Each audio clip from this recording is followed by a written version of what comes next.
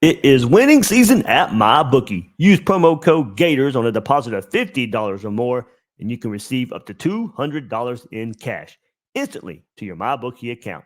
Bet anything, anytime, anywhere with MyBookie. And Gators Breakdown is proud to partner with AG1, the daily foundational nutrition supplement that supports whole body health. Try AG1 and get a free 1-year supply of vitamin D and 5 free AG1 travel packs with your first purchase. Go to drinkag1.com/Gators for more. Gators Breakdown, because there's never a dull moment in Gator Nation. The Gators Breakdown podcast is ready to go. I am your host, David Waters. You can find me on social media at GatorDave_SEC. And here we are going to preview Florida, South Carolina. Gators going on the road to get that ever elusive road win. Well, they got to do it in Columbia, South Carolina this Saturday at 3:30. So here we go. We'll get into Gators and Gamecocks right here on this episode of Gators Breakdown. Everybody hit that like button. Thanks for joining us right here on YouTube. Subscribe right here on YouTube if you haven't done so yet. Leave some comments. Say, look, like all those likes. It just means some support right there. It doesn't cost a thing. It's just all the good feels right here on Gators Breakdown. But also the subscriptions go a long way as well. And of course, the Gators Breakdown Plus, you can join there. You get those ad-free episodes, extra episodes. We got our chat this week as well. Every week during the season, of course. Some during the offseason as well. You get those newsletters to gatorsbreakdown.com, Q&A, all that good stuff right there. Gators Breakdown Plus. Link is in the description to join Gators Breakdown Plus. So, all right, guys, let's get into it for the South Carolina Gamecocks. They are 2-4 on the season. 31-17 loss to open up the season to the now ranked number 12 North Carolina Tar Heels. Pretty tough schedule, pretty tough opener there for South Carolina. We didn't know how tough at the time, but North Carolina seems to be a pretty formidable opponent right now. And then South Carolina gets their first win. They were at home over Furman, 47-21. And then a 24-14 defeat at number 1 Georgia, where South Carolina had a 14-3 lead at halftime over the Bulldogs.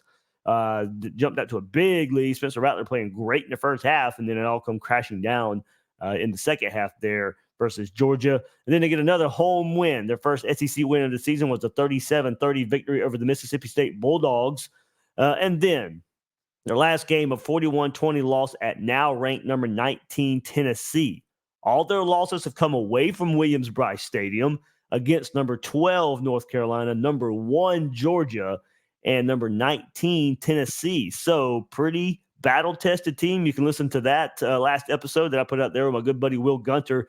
Gave a really good preview of South Carolina, kind of position by position. If you want even more on them, I won't go position by position here. Will does it much better than I will. But yeah, it lets you know just how battle-tested they've been up to this point. And we'll see what that means Saturday when the Gators go up there. So, of course, I mean, last year, 38-6 win for the Gators. It was the largest margin of victory, plus 32, in an SEC game for Billy Napier. Florida rushed for 374 yards last year. That marked the team's highest SEC total in 8 seasons. 374 rushing yards last year on South Carolina, and that rush defense doesn't look any better this year so far. We'll get into some stats, but to highlight to get us started, Florida boasts a top passing defense in the SEC, 166 yards a game. That's 11th in college football. Top in the SEC, 11th in FBS, and that's 8th in Power 5. Conversely, South Carolina ranks 14th in FBS in passing offense at 312 yards a game, averaging 27 points per game and 399.2 yards per game. So let's take a look at some stats here as we look at this matchup from between Florida and South Carolina. I mean, you start looking at it, and you'll see the discrepancy. And let's start with total offense for the Gators. 50 ranked in the country are the Gators in total offense. South Carolina's total defense, 121st in the country. 58 for the Gators on total offense, 121 for South Carolina on defense. The Gators gaining 409.7 yards of total offense.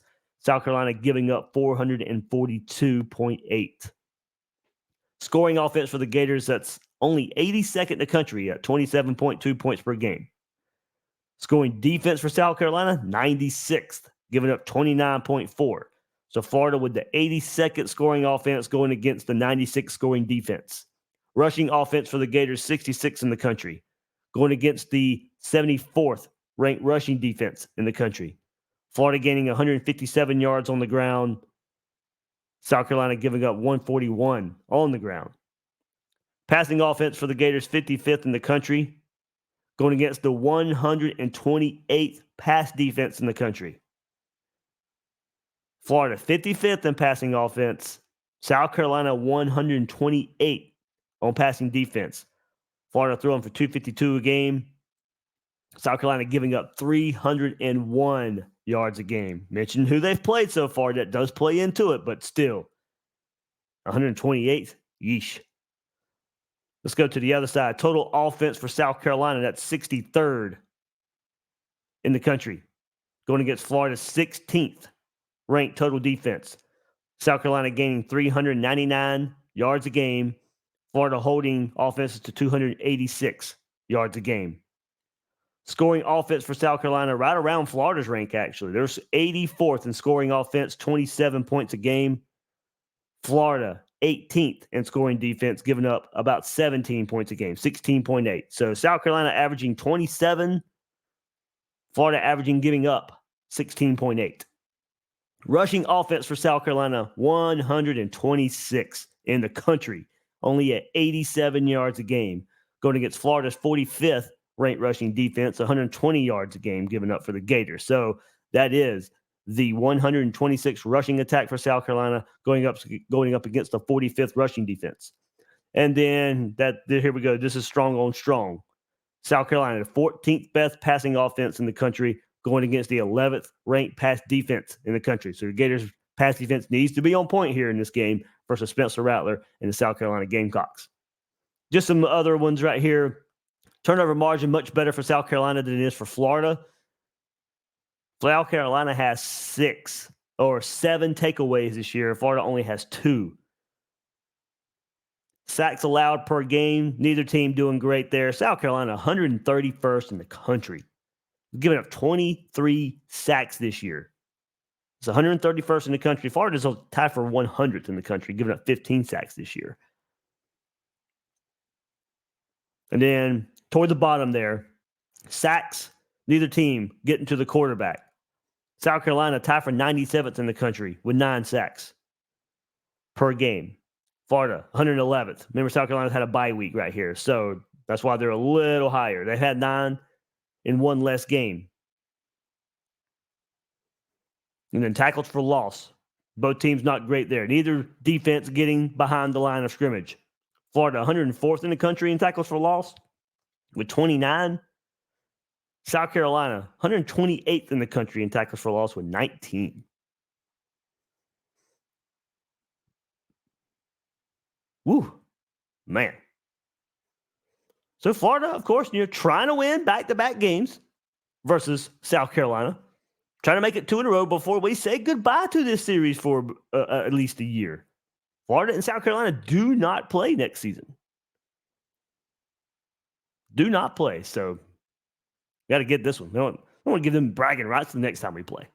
All right, so let's get into it. Plain and simple, Florida just has to run the ball on the road to win this game. That's what it's going to boil down to for this Florida offense for me. Given how Florida has struggled to run the ball so far this year on the road and how detrimental and how integral it is for this offense to be able to run the ball. That helps the passing attack where Graham Mertz doesn't have to win it on his own. But we know how much and how important that run game is to this offense. Saw some wrinkles last week, that east-west motion to help loosen the box. But, Florida also ran into stacked boxes, numbered boxes, better than what they've did so far this year. But, the threat of running outside, all the motion that comes with this offense to get the opponent thinking about it really helps. And then the throwing to the perimeter where the offense, wasn't so predictable. and the defense had to defend the whole field of play. That came into play last week versus Vandy. So I hope to see it more again this week. Even if Florida doesn't have the missing pieces up front that needs to be in the game plan, depth chart comes out, Austin Barber is back. And this needs to be the game plan regardless of the starters. Kingsley Aguakin out again. Jake Slaughter played well last week in this, little more gap scheme run for the Gators. Offensive linemen pulling, moving. But it really, really paid off. A lot of movement last week up front for the Gators. Need to see that continue. See if they can build on what they showed last week. But of course, love to see more pulling linemen, gap scheme running. Ran more of that last week. Want it to be more featured against South Carolina in a defense that has really struggled to stop the run. Can certainly build off of it, incorporate some more play action, some fakes off of it, hopefully get some passes down the field. The pass game would need to be better, but needed less as long as the run game is there. 13 yards rushing at Utah, 0.6 yards a rush. 69 yards, 2.4 yards a rush at Kentucky. That cannot be what we see again. South Carolina gives up 142 yards a game at 4 yards a pop. Trevor Etienne should be back. He listed on the depth chart, not in the injury report. You should get him back. Montrell Johnson hopefully found his groove last week. Trayon Webb proved some things last week against Vanderbilt. Now competition, I say competition ramps up, but South Carolina's defensive numbers are terrible. Terrible. You ran over them last year, and I don't like really going year to year, but seeing what the success Florida had last year against South Carolina and the defense, and seeing how they haven't been able to turn around their rush defense yet this season, it should lend itself. Now the game is on the road. We know how that goes. We'll go there one day, or we'll go there later in this episode. But take advantage. Take advantage of a defense that cannot or has not proven they can stop the run. Each week is new. Every game is new. But man, given what we've seen so far this year, you got to weigh, and we'll talk about it later. Weigh what we've seen on the road, which is dangerous for Florida because we haven't seen them run the ball, but we've also seen South Carolina not be able to stop anybody on the ground. And by taking advantage, make it pay off in the red zone. Reduce the penalties. Under Napier, the Gators have averaged 9 penalties on the road. And the timing of them has killed Florida. Third and shorts become third and longer. Some of these happening in the red zone, making it even harder in that crucial area. There's so many limited opportunities to score. Don't kill yourselves when you get close. Playing better on the road is hard enough. We know the crowd that you got to deal with. Everything else that you got to deal with. But Florida has to start not killing themselves in that regard. And most of these detrimental penalties have been on the offense. They've been on the Gator offense. So the false starts, the illegal motions, all that stuff. The not lining up on the line of scrimmage with the right number of guys. You cannot have that. Cannot have it. We can sit here and talk about the game itself and Florida should win, but you cannot kill yourself. And for this Gator offense, that's what's been the formula of losing a lot of these games or not even being close on the road is because you shoot yourselves in the foot. You're not even giving yourself a chance. Through 5 games, I mentioned how bad they were for South Carolina. They're ranked fifth worst in the country at tackles for loss. Nearly half of their tackles for loss, 19, came against Mississippi State. Half of those came against Mississippi State. Half those 19. 9 tackles for loss against Mississippi State. And they forced a run-heavy team like Mississippi State to throw the ball. I mean, Mississippi State, I know it doesn't sound right because of Mike Leach and he's not there anymore, and they've tried to switch their offense to more of a run-heavy offense. Well, that didn't work versus South Carolina. They were able to throw on South Carolina. A lot of explosives. But okay. Now, South Carolina proved they could stop one run attack and force the team to pass on them. They hit some explosives. Now maybe this might be a chance for the Gator passing attack to get going. South Carolina ranked 5th worst in the country in passing yards allowed. A majority of those have come on explosive plays that they've given up. Mississippi State was able to hit those explosive plays, even though their run game wasn't there, to stay in the game and hit some explosive plays. So can Florida's offense, if they have to, if they need to, or maybe even if they can, will they get more explosives than what we've seen? Some more shots down the field. And if the run game is going, the explosives might be there anyway. So South Carolina's offense hasn't been able to stop the run.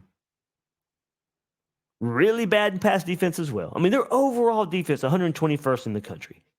One more time, 74th in the country rushing defense, 128th passing defense. You got to take advantage. Defensive tackle TJ Sanders, he's been impressive early this season for South Carolina. 3 sacks, 5 tackles for loss among his 16 stops. Had a career-high 9 tackles at Georgia, with a pair of tackles for loss and a sack, earning co-SEC Defensive Lineman of the Week that week. So played a pretty good game against Georgia, did TJ Sanders. But also, true freshman Jalen Kilgore had to play early when Nick Emenwari went down for South Carolina in Game 1. He's remained in the starting lineup ever since. He had a dozen stops against North Carolina, a season-high 15 stops in the last game at Tennessee, along with his first career interception in that game as well. He ranks 4th in the SEC with 8.4 tackles a game, does Kilgore, as a true freshman. That is also 2nd in the FBS among freshmen. And now since that's went in my head, I wonder if Jordan Castell might be up there. If Kilgore ranks 4th in the SEC at 8.4 tackles a game, and if he's 2nd in the FBS among freshmen, I don't know. Let's see where that goes.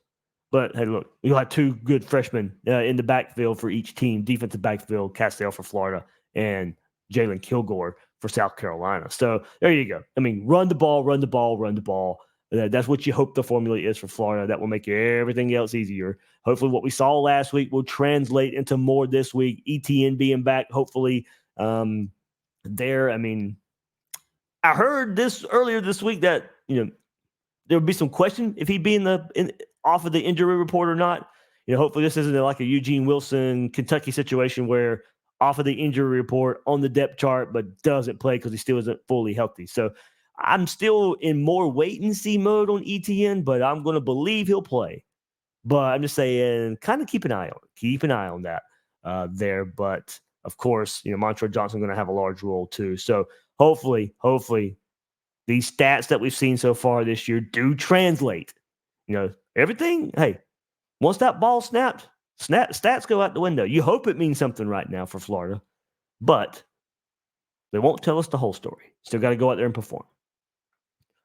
All right, we'll get into the other side of the ball for South Carolina and Spencer Rattler. But before we do, hey, when your money's on the line, choose a trusted sports book that gives you the tools to win, like MyBookie. At MyBookie, it doesn't matter if your team is up or down. You can easily cash out or bet the game live to come out on the winning side.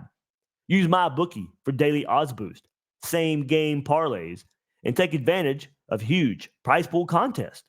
Plus, MyBookie has a no strings attached cash bonus that lets you deposit and withdraw quick. Just use promo code Gators on your first deposit and receive up to $200 in cash. That's promo code Gators to claim your own cash bonus now.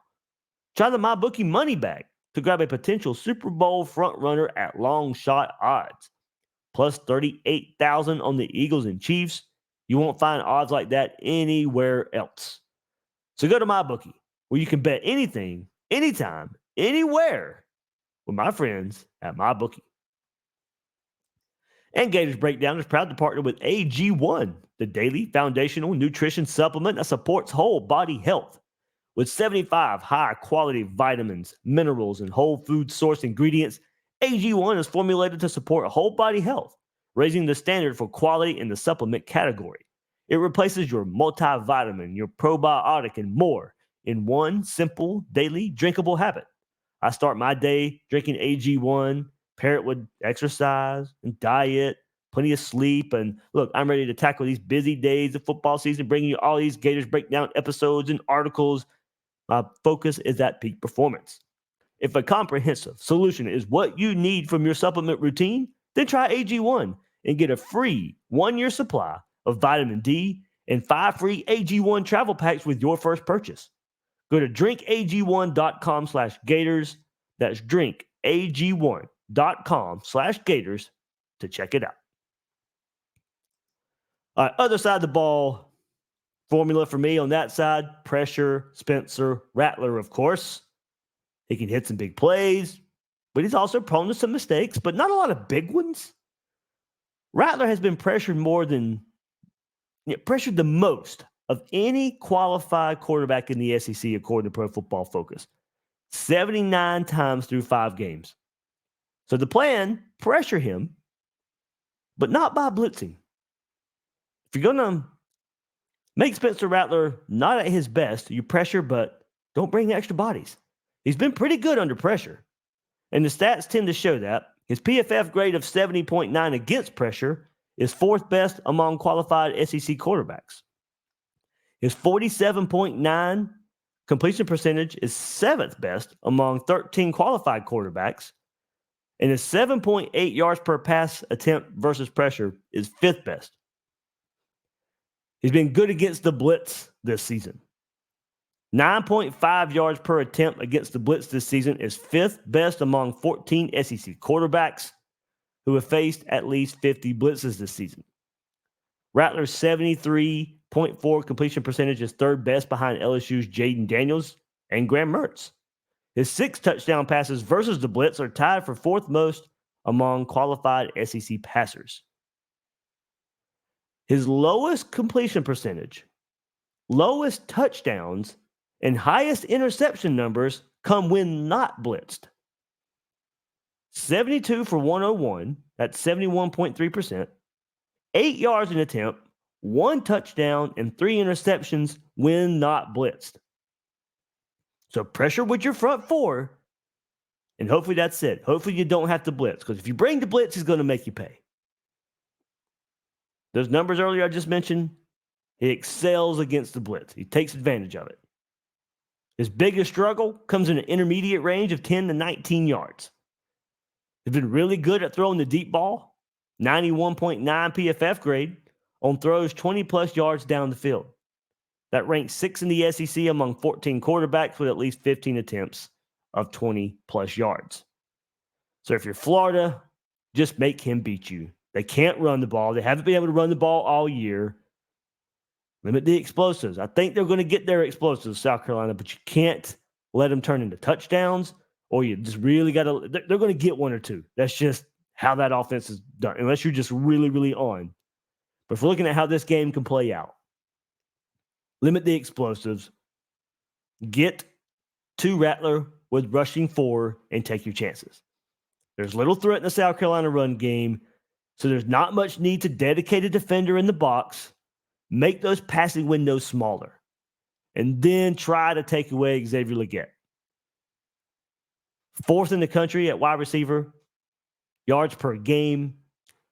Caught 5 passes for 189 yards and 2 touchdowns in a win over Mississippi State.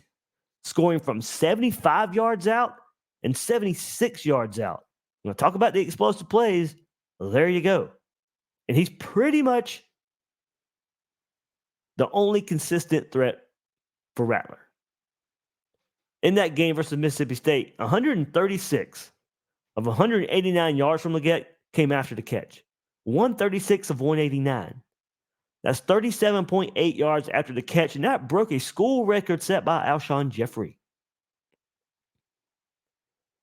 So part of the issues of not being able to block for Spencer Rattler, not being able to create holes in the run game consistently, injuries. They've plagued South Carolina's offensive line going back to the spring, much like Florida. Because of this, musical chairs along the offensive line. Not only does South Carolina rank 3rd worst in the country in sacks allowed per game, they're also allowing 3rd most tackles for loss. So this is a big day, should be a big day for the Gators defensive line. The South Carolina, look, they're coming off of a bye week. I'm sure they've tried some things. I'm sure they're going to have some wrinkles on offense. Stay disciplined and win your one-on-one battles up front. That's the formula for a Gator win. Limit the explosives and just play up front well so you don't have to bring extra bodies. Or, given that we know Rattler excels a little bit more against the blitz, Florida just may be stuck in the defense and just playing 4 and just take your chances all game long. Now, of course, you'll mix it up. It won't be that every play. But most of the time, we're going to need this Florida front 4 to win their battles, control the line of scrimmage.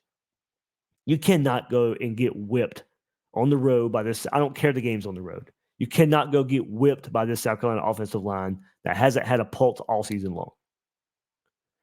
But one big aspect of this, too, and kind of gets glossed over, but you cannot gloss it over with the last name Beamer. You cannot gloss it over at South Carolina coming off of a bye week, too. Special teams. Especially coming off a bye week. You know they've probably worked on a wrinkle or two. If they're going to need it, they may call it out against Florida on Saturday. And Napier said on this Wednesday in a press conference and preparing for special teams, fakes are a part of it when you play South Carolina. It's part of the equation to beat South Carolina. And it is something Florida has been focused on this week. You have to be. Their only score last year was a fake punt touchdown against the Gators. Do not let special teams. And look, Shane Beamer, special teams for South Carolina, way up here on a consistent basis. Florida special teams, way down here. Cannot continue to be an issue, especially in this game, especially on the road. Cannot have it. So special teams, don't let special teams beat you. Don't let the penalties beat you again. Don't waste the red zone trips. And Florida should come out on the winning side of this. And I think they will.